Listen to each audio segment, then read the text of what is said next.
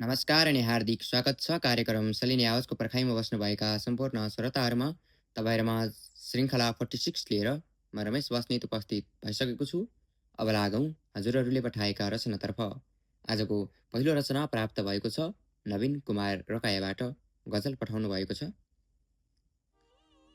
न कतै घरमा देखेको छु न कतै बगरमा देखेको छु, मेरा सफलताका खुसीहरू त्यो सहरमा देखेको छु। न कतै घरमा देखेको छु न कतै बगरमा देखेको छु, मेरा सफलताका खुसीहरू त्यो सहरमा देखेको छु। पहिला छोडेर आँसु लुकाई हाँस्नु बनाई गयौ तिमीले, आज तिम्रै जन्ती गएका पत्रिकाको खबर देखेको छु। पहिला छोडेर आँसु लुकाई हाँस्नु बनाई गयौ तिमीले, आज तिम्रै जन्ती गएका पत्रिकाको खबर देखेको छु।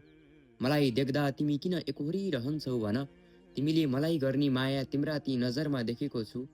मलाई देख्दा तिमी किन एकोहोरिरहन्छौ भन, तिमीले मलाई गर्ने माया तिम्रा ती नजरमा देखेको छु। कैयौँ सपना टाढिएका छन्, कैयौँ सपना तुइएका छन्, सपनाको विपना खोज्छु न वरपर न सफर देखेको छु। कैयौँ सपना टाढिएका छन्, कैयौँ सपना तुइएका छन्, सपनाको विपना खोज्छु न वरपर न सफरमा देखेको छु। बैसले होला आजकाल जहाँ त्यही घुमिरहन्छौ तिमी, न बाउको कदरमा देखेको छु न मेरो कदरमा देखेको छु। बैसले होला आजकाल जहाँ त्यही घुमिरहन्छौ तिमी, न बाउको कदरमा देखेको छु न मेरो कदरमा देखेको छु। निडर साहसी योद्धाका रूपमा चिन्छन् मान्छेहरू, तिमीलाई न गस्तीमा देखेको छु न समरमा देखेको छु। निडर साहसी योद्धाका रूपमा चिन्छन् मान्छेहरू, तिमीलाई न गस्तीमा देखेको छु न समरमा देखेको छु। यसै गरी अरुण कुमार भुजेलबाट मुक्तक प्राप्त भएको छ। न त कसैले किलोमा सजाउँछ अब त, न त कसैले पर्वलमा बजाउँछ अब त, खरी झरेको मादल जस्तै भयो जिन्दगी। न त कसैले किलोमा सजाउँछ अब त, न त कसैले पर्वलमा बजाउँछ अब त, खरी झरेको मादल जस्तै भयो जिन्दगी। स्वीकृति छ भन्न पनि लजाउँछ अब त, स्वीकृति छ भन्न पनि लजाउँछ अब त। यसै गरी बाबुराम गौतमले मुक्तक पठाउनु भएको छ। हिरा उनलाई चाहिँदैन पीडा बुझिदेऊ, तब मात्र लाग्ने छैन तनाव उनको छेउ, दाम्पत्य जीवन सुखी बनाउने हो भने। हिरा उनलाई चाहिँदैन पीडा बुझिदेऊ, तब मात्र लाग्ने छैन तनाव उनको छेउ, दाम्पत्य जीवन सुखी बनाउने हो भने। बुझ्नुपर्छ जोसुकैले नारी मनको भेउ, बुझ्नुपर्छ जोसुकैले नारी मनको भेउ। यसै गरी मेनुका शर्माबाट मुक्तक प्राप्त भएको छ।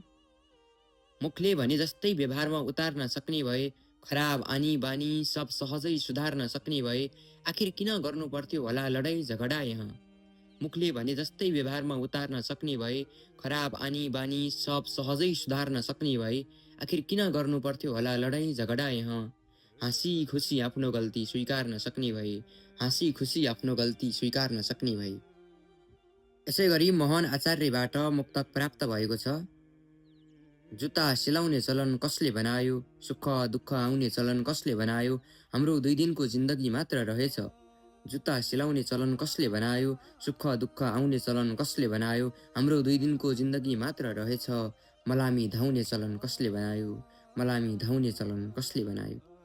यसै गरी नारायणनाथ योगीबाट कविता प्राप्त भएको छ। कविताको शीर्षक छ बहुलाको व्याकरण। कविता यसरी सुरु हुन्छ।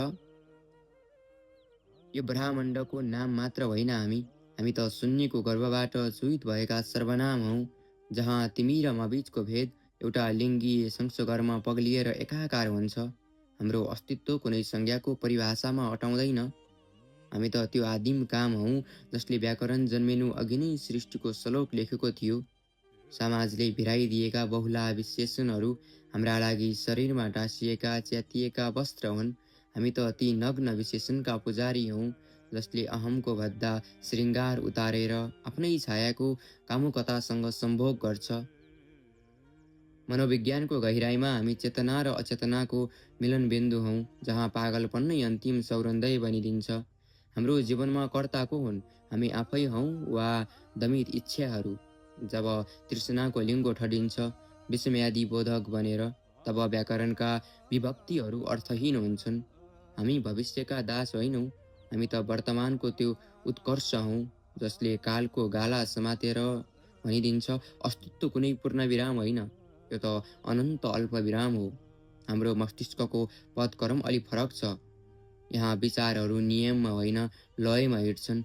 हरेक बहुला एक दार्शनिक हो जसले शब्दको योनिबाट सत्यको जन्म गराउँछ। हामी फ्राइडको इड हौँ, हामी शास्त्रको अस्तित्व हौँ।